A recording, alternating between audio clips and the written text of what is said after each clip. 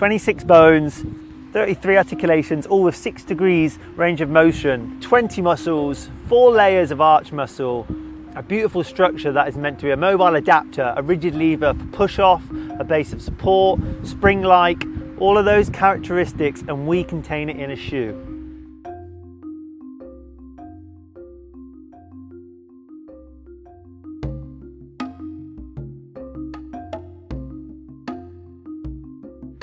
So, the feet.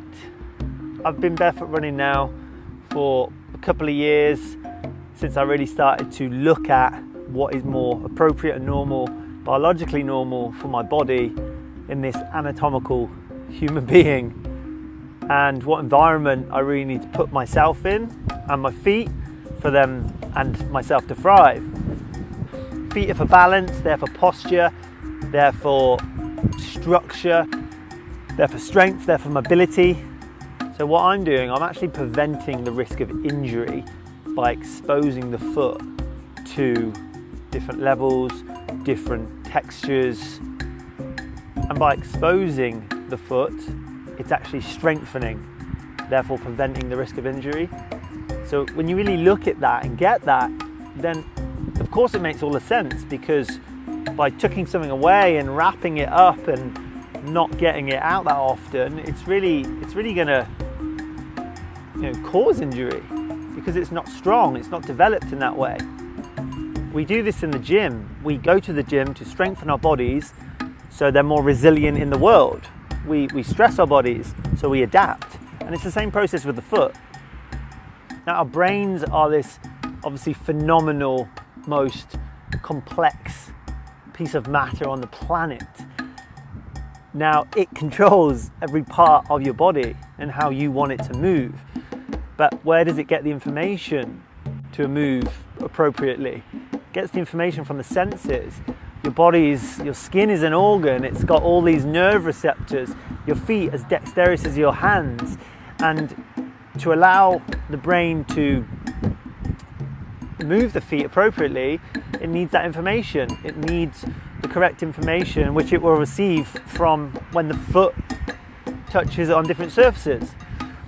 So when you think about that, of course there needs to be some sensory feedback. If we wrap the foot in a cast or in this kind of protection, what we think is protecting the foot, it's actually doing quite the opposite. It's numbing that feedback down, and it's numbing that sensory information. I look through things through an evolutionary lens. How have we evolved to be? Like, what is biologically normal for us, and what choices can we make based on that with our conscience to better the way we function and therefore experience the world? I think it's common knowledge now that our species was so prolific in our evolution because of our ability to outrun many other species. Now, if we're born to run, as the book by Chris McDougall suggests, then why do we see so many injuries in the running world? Why do we see so many humans getting injured in the running world? I'd argue that it was down to, in large, a footwear that we are choosing to use as support for ourselves. See, as Tony Riddle talks about a lot, this element of compliance, when the ground's hard, you soften, you relax, you feel into that movement. But when you're wrapping your foot in cushioning, you harden. That's just forces, ground reaction forces. So it's really interesting to think about when you're constantly running on soft cushioned surfaces, vis-a-vis the shoe, then you're gonna harden and you're gonna experience that impact. The word rewilding isn't about like adding anything new. If anything, all this is about just taking things away. You know, I'm not saying get rid of the shoes for good, but it's a process of that. It's a process of taking some things away and starting from kind of the basics, the simple things. The simple things are the things that are really healthy and do make sense. There is a barefoot revolution happening now. There's so much information out there on the benefits, and there's research and studies coming out that the science just adds up. It does just make so much sense that, of course, we're going to numb our experience in life if we're numbing down certain ways in which we interact with the world. And I would go as far as saying that you have been lied to. You know, you don't need all these things to be well. You actually need to reduce the amount of things that perhaps are being thrown your way.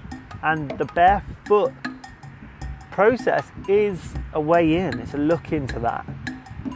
And when it starts to make sense that there's so much more that we can rethink and, you know, relearn. Perhaps the stories that we've been told aren't necessarily good for us. So I would suggest going for a walk before, you know, hammering your feet on a run, being barefoot. Start with something consistent and just develop a practice with it and just see if you can develop that strength. If you do have any questions, then send them over. I'll be happy enough to answer them. Check out my podcast. I've got a podcast called Body Mind Practice.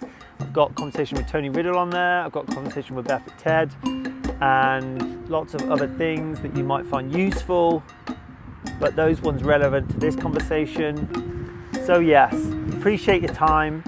Thank you for tuning in. Take the shoes off and go experience what you have been evolved to do. Thanks, guys.